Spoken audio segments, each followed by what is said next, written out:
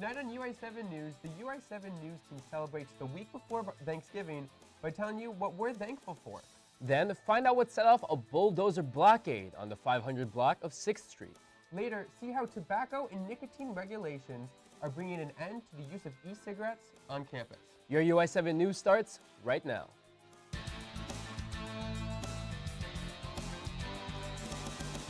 From the Richmond Journalism Teaching Studio at the University of Illinois campus, UI7 News, your U of I news source.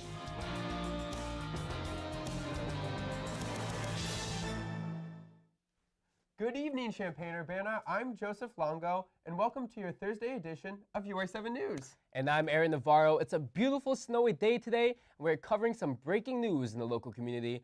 UI7's Shane Eisentooth is here to join us with a quick look at the weather over the next 3 days. Well, Aaron, like you said, it is getting pretty snowy out. If you look out your window, you'll see that the Champaign-Urbana area is covered with snow. Now let's take a look at this weekend's weather. The sun looks to finally peek out from behind the clouds tomorrow, which will be a nice change of pace and a high of 40 degrees. But as we continue through the weekend, it seems like the snow will return.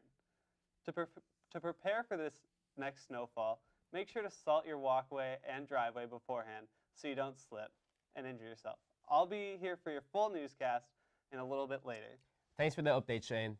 In local news, things are starting to get back to normal after a gas leak shut down a portion of Champaign for nearly 9 hours. The 500 block of 6th Street was closed off most of Tuesday night due to the gas leak. The Champaign Fire Department and Ameren Energy worked on the leak beginning around 6 p.m. At what point they required the use of a bulldozer to get to the source of the leak. However, Deputy Fire Marshal Randy Smith says they didn't have to extract any pipes. Luckily, no readings or evacuations happened, and officers left the scene around 2 a.m. Both the Urbana and Champaign City Councils have been approving building developments left and right as the county continues to grow. The latest is right here on campus. The Mechanical Engineering Building has been located on the corner of Goodwin and Green Streets in Urbana since 1950. Now, nearly 70 years later, it's set for a renovation. The university broke ground on the project developing 85,000 square feet. But that's not all. The university is spending $100,000 on art for the new building. So, if you're a mechanical engineer and you have an artistic pitch, contact the Mechanical Science and Engineering office. They'll love to hear from you. I went to the Champaign City Council meeting to see what they thought about Governor-elect J.B. Pritzker's agenda on legalizing marijuana, only to find them discussing their own sets of changes. As the law stands right now, if a person is found with less than 10 grams of marijuana in Urbana, they pay $50. In Champaign, it's a minimum of $350. This difference was the catalyst for a city council study session on Tuesday, where they decided two things. One, that the city ordinance fee for having less than 10 grams of marijuana will match Urbana's. At that time, I think it's appropriate to have a fine that would be across the board $50. And two, they will have another session to decide whether to repeal the fine altogether. With Pritzker pushing for legalization statewide, council members are getting prepared. Pretty apparent to me that that's what will happen, and I don't want to be on the trailing edge of that. Still, when they considered repealing the fee, the session spiraled into debates about the legal status of marijuana here in Illinois and in the nation. You know, right now we're in a really interesting time because we're somewhat informal a little bit about marijuana use, but you know, like tonight's discussion, it is still a controlled substance. It's still illegal. Councilwoman Clarissa Foreman introduced the topic for their session. She advocated for the lowering of the fine as low as $5, but she mainly wants the city to act soon and not wait for the state. Well, I think everybody looking at the state level aren't being honest with the national politics we have right now.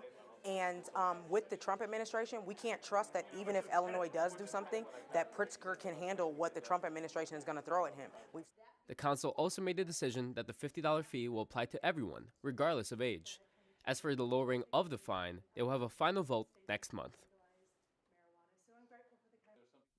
While it is not yet scheduled, the council did say they would have another study session about repealing the fee altogether in the near future. While marijuana reform is in place, the U.S. Food and Drug Administration is proposing new regulations to regulate flavored nicotine products. and this is coming after a dramatic rise in vaping among high schoolers.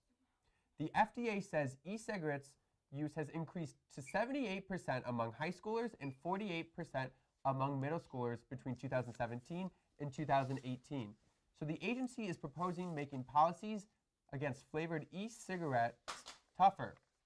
These proposals could ultimately prompt the removal from shelves and websites that are accessible to minors. Mint, methanol, and tobacco flavors are not included in the proposed changes. The FDA says the e-cigs are meant to help adults who want to quit smoking. Still to come on US 7 News, we discuss media in the White House as well as Veterans Day on campus. And a little later, US 7's Shane Eisenhuth gives us an update on the flurries in the community. We'll see you then.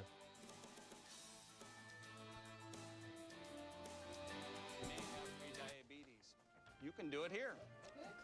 But I get it, you're busy. What's going on there? Busy What people is can't this? have I don't know what prediabetes. I read that wrong. They can, okay? Just go to the site. I sent him a text. He texts me back and say, "Who dis? The next few weeks, you just made fun of me. Like, would answer the door and say, "Who dis?" Who dis?" Drop off a warm meal and get more than you expect. Volunteer at americaletsdolunch.org. Truth is, I'm impressed. I haven't been asked such intelligent questions in a long time. Nice. Thank you. You're very smooth. You're very smooth yourself.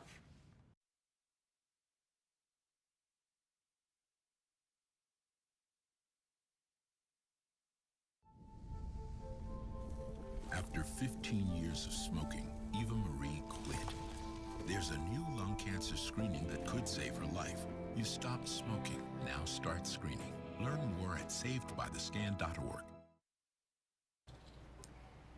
Hello and welcome back. I'm Aaron Navarro. And I'm Joseph Longo. The midterm elections may have been over for a week, but the wait for results in Florida continues.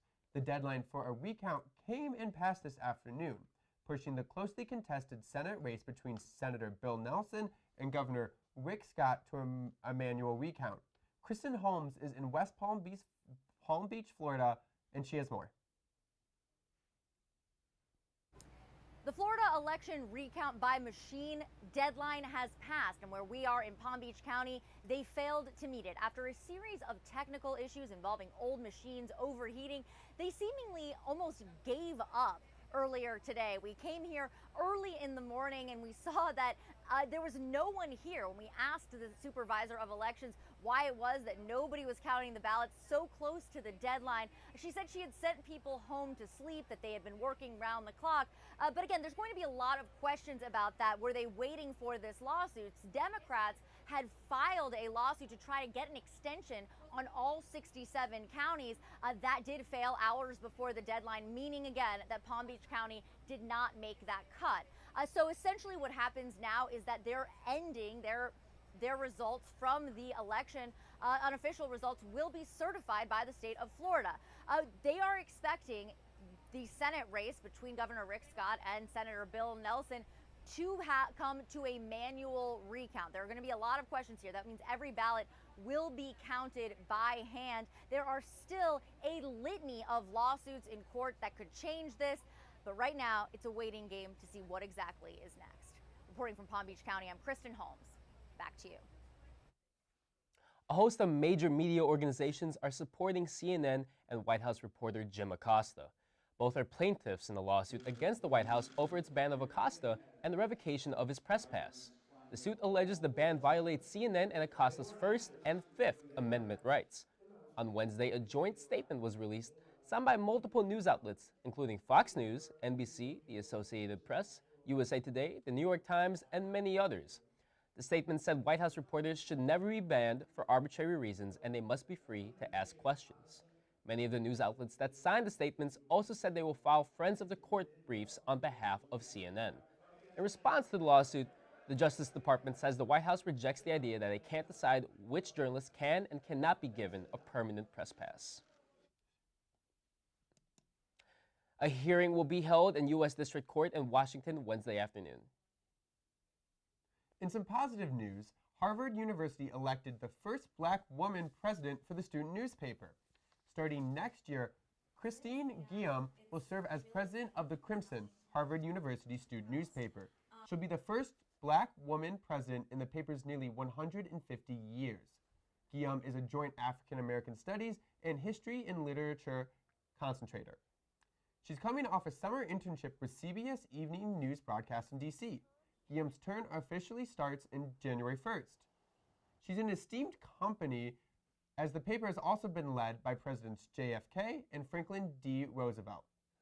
Wow, it's a pretty good company. It's a good group. This past Sunday, we gave our thanks to those who served. The Illinois Union went above and beyond and hosted a luncheon for the veterans of the local community.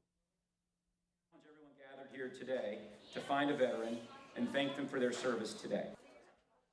The luncheon had the flag ceremony as well as a speech from guest speaker Peter Milinkovich. Milinkovich talked about his time serving and how important it is to say thanks and be there for veterans returning from duty.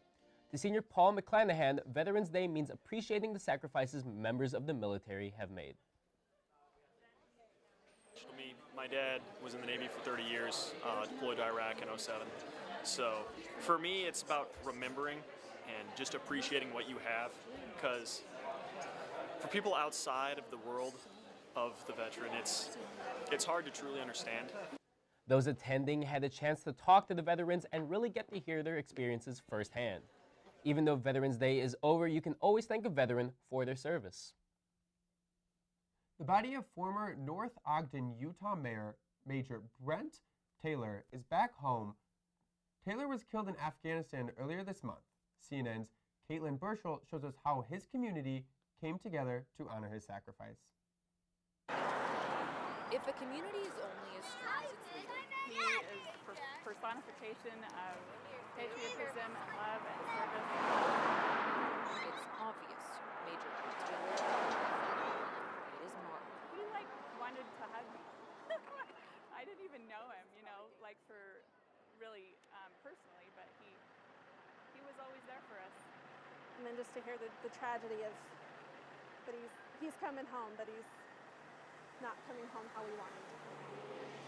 They're just crossing the tracks, or about to cross the tracks. Despite the crisp November chill, residents of his hometown crowded Washington Boulevard and beyond. It's a way to teach them our love in our community and the unity that we feel. Some waiting outside for more than an hour to secure a spot along the procession route to pay their respects. You never realize how close your community is until you have something like this happen.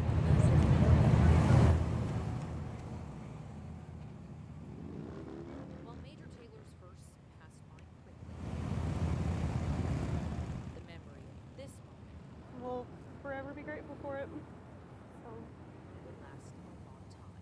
Seeing everybody lining up and the flags and the love. So while this community may have lost its leader, I'm just so proud to be part of this community and to have known Brent Taylor. The legacy he left will keep this morning city moving forward together.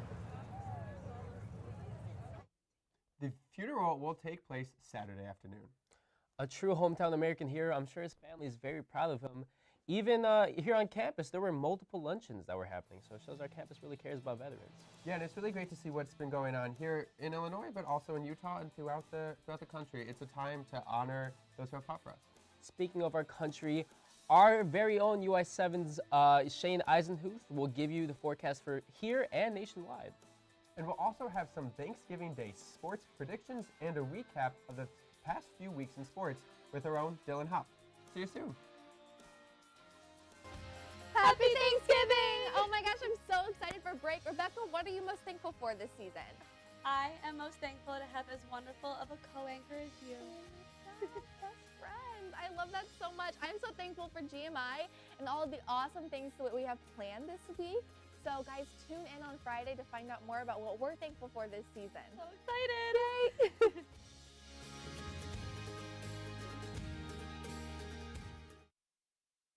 Red shirt, blue shirt, yellow shirt, oops.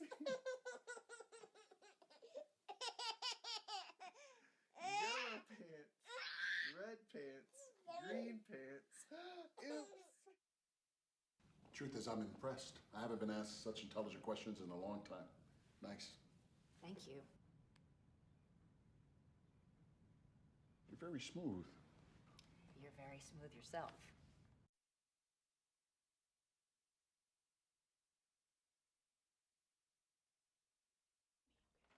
Hello and welcome back to UI7 News. For those just joining us now, I'm Joseph Longo. And I'm Aaron Navarro. Can you believe we're already halfway done with November? I sure can't. Let's take a look at this weekend's weather forecast with weather reporter Shane Eisenhuth. Shane, what can you tell us? Shane Eisenhuth with today's weather report. As we take a look at these Midwest temperatures, Des Moines and Kansas City aren't getting any higher than 50 degrees.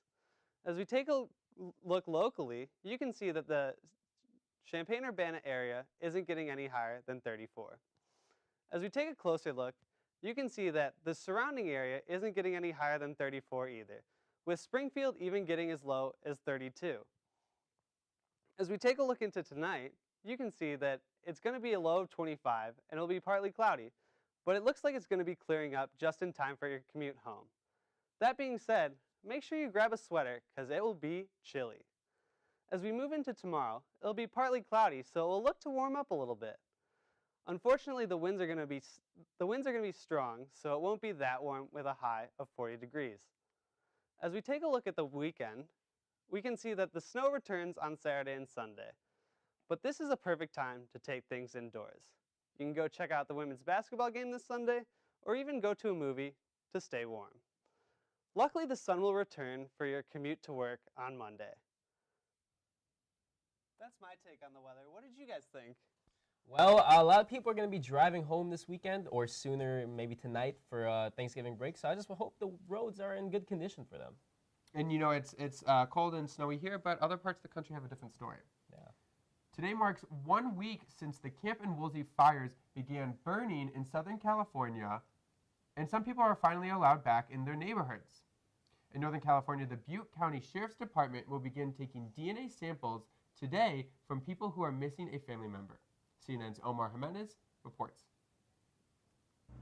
With the sun up here on the West Coast, another full day of firefighting begins, trying to tackle the multiple wildfires continuing to burn across the state and trying to make sure many communities don't turn into what you see behind me here in Calabasas. Now, in the northern part of California, the Camp Fire has already become the deadliest this state has ever seen, on top of the most destructive. And unfortunately, overnight, we saw the death toll rise. And again, while they have been making progress on containing that blaze, there is still so much more work to be done. As firefighters take control of the Woolsey and Camp Fires in California, many people remain missing. There are a lot of people that want some answers. They are depending on us to find their loved one. The National Guard is assisting in the search, sifting through debris and turning over rubble, looking for bodies. The grim task is taking its toll on crews. Everybody that's involved here has an emotional connection to this. A lot of the people that are from this community have directly been impacted by either losing their home or know somebody that lost their home.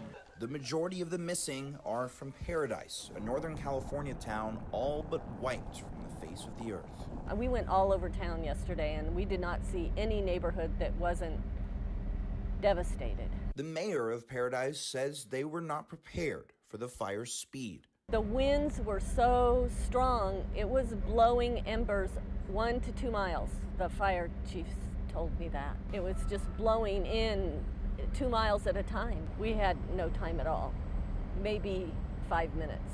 Still, she is confident they will rise from the ashes. We're gonna come back, we're gonna rebuild, we're gonna make Paradise paradise again.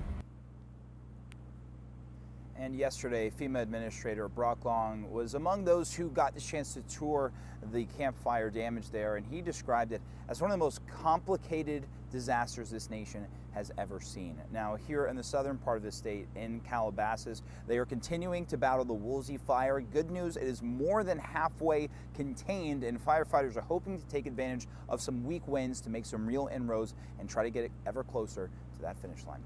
Reporting from Calabasas, California, I'm Omar Jimenez. This is all part of the task of locating more than 100 people still unaccounted for.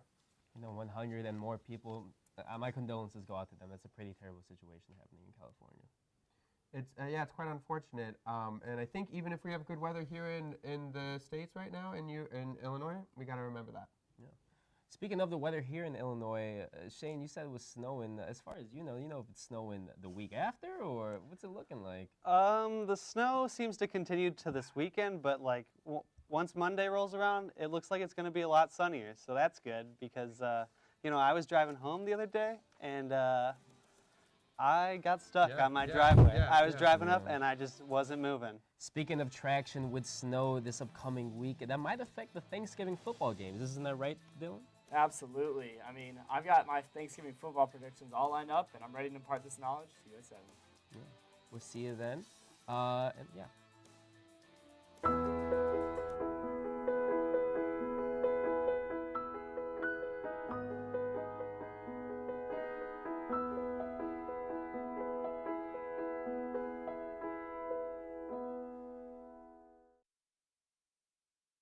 It takes less than 1 minute to find out if you may have prediabetes. You can do it here. But I get it, you're busy, and busy people can't have prediabetes. I read that wrong. They can, okay? Just go to the site. I sent him a text. He texts me back and say, "Who dis?" The next few weeks, you just made fun of me, like would answer the door and say, "Who dis?" Who dis? Drop off a warm meal and get more than you expect. Volunteer at americaletsdolunch.org. After 15 years of smoking, Eva Marie quit. There's a new lung cancer screening that could save her life. You stopped smoking, now start screening. Learn more at savedbythescan.org. Welcome back to I7 News. My name is Dylan Hopp, and I'm your sports anchor today. Let's get to it. In NFL news, the 9-1 Kansas City Chiefs play the also 9-1 Los Angeles Rams. These two offensive powerhouses rank among some of the best NFL teams at all time. In terms of yards per carry, this Monday night could even be a Super Bowl preview. So be sure to get your peanuts out. The 6-3 Chicago Bears have held on to the top spot in the NFC North and hope to keep this lead against the 6-3-1, that's a tie, Minnesota Vikings this Sunday night. I predict a win for the Bears, hold a lead in this series at home, and with quarterback Mitchell Trubisky playing outstanding ball, better than we've ever seen. The Bears also play on Thanksgiving against the Lions. I predict another win for the Monsters of the Midway. Other matchups next Thursday include the Washington Redskins against the mistake-prone Dallas Cowboys and the Atlanta Falcons versus the power-ranked #1 New Orleans Saints. For Turkey Day, my picks are Bears, Redskins, and Saints. And in the NBA, you'll see Jimmy Butler debuted for the 76ers in a dispiriting loss against Orlando in a 111-106 victory. Butler's been the source of controversy and is now playing for an ailing Philadelphia team. The Chicago Bulls suffered a devastating loss in Boston against the Celtics, lowering their records to 4-11. And that was a tough game because that was at home for Boston over there. As you can see, the Bulls have been really struggling this season, and with the loss of Jimmy Butler, that's a couple years past, but it's really just hurt them a lot. And if you look over at college hoops, the Fighting Illini suffered a heartbreaking loss to Georgetown in what would have been a solid victory against a non-conference opponent. The sophomore guard Trent Frazier out for the game. The Illini lost 88-80. Frazier and the Illini look to take on #3 ranked Gonzaga next Monday. And that's about my time for sports. So back to you guys. For some Fighting Illini basketball fans, the new policy of clear bags at State Farm Center is the topic of discussion. The home of men's and women's basketball games introduced new rules for allowed items this season. According to the policy, any non-transparent bag larger than 4.5 inches by 7 inches is not permitted. Can't bring them in. Many Fighting Illini season ticket holders have prepared for the change by using a clear plastic Illini tote. University alumni Cheryl Sherslick appreciates the precaution because of security crises that have happened at other universities. Well, there's so many things that happen and nobody expects them to happen at your school, but they certainly could. The University of Illinois was one of the last schools in the Big Ten Conference to implement the policy. The rules at State Farm Center also apply at Memorial Stadium. If you're interested in your own reusable clear bag, Game Day Spirit has the approved tote at all the retail locations. With finals just around the corner, students might be looking for a stress relief. UI7 News' Dixie Limbacher has found a possible solution.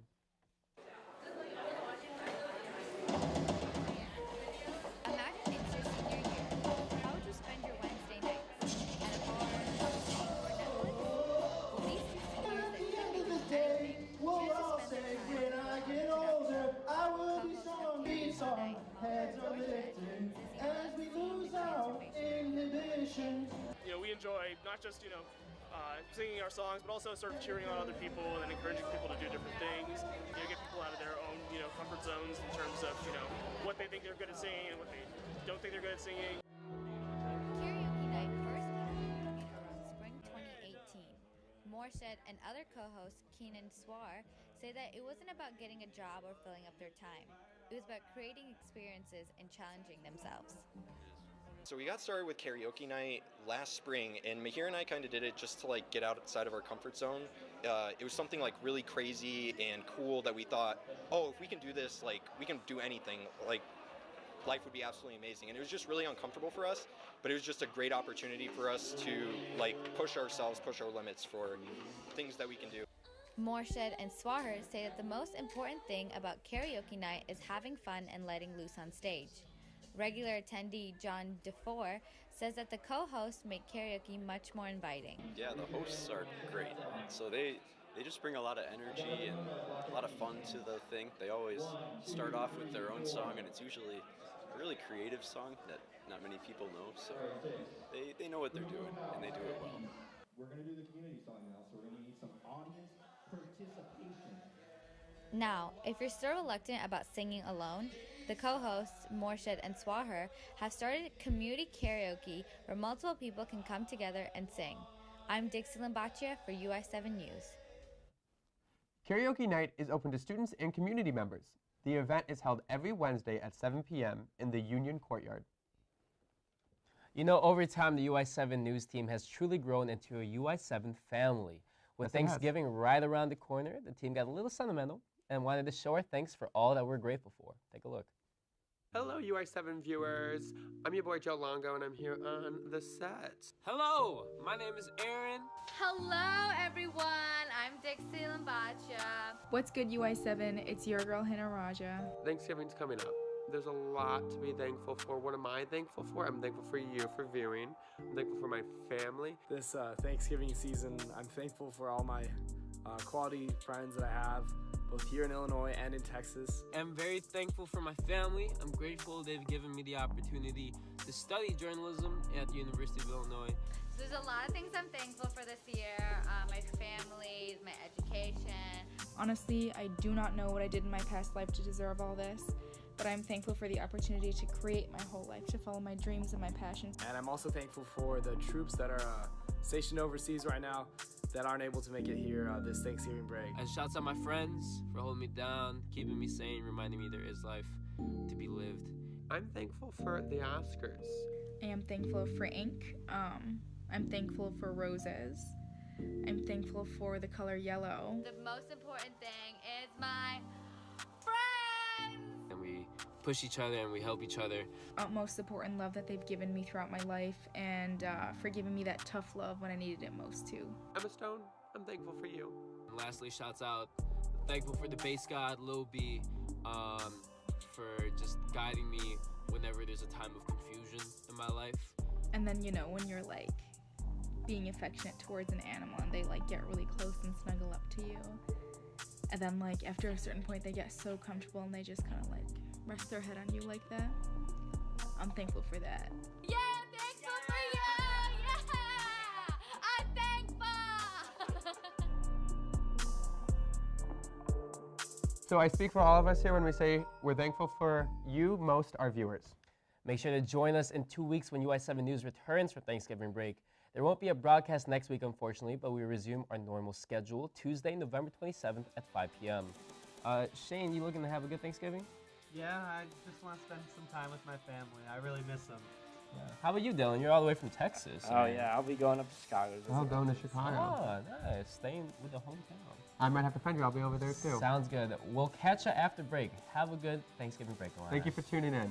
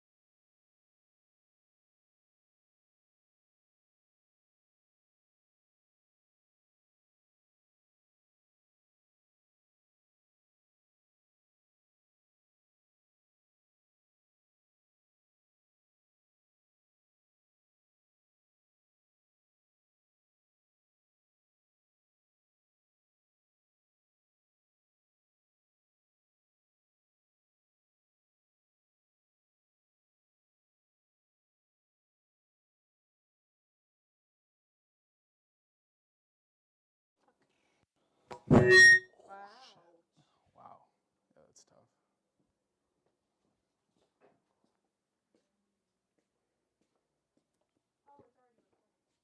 Is it?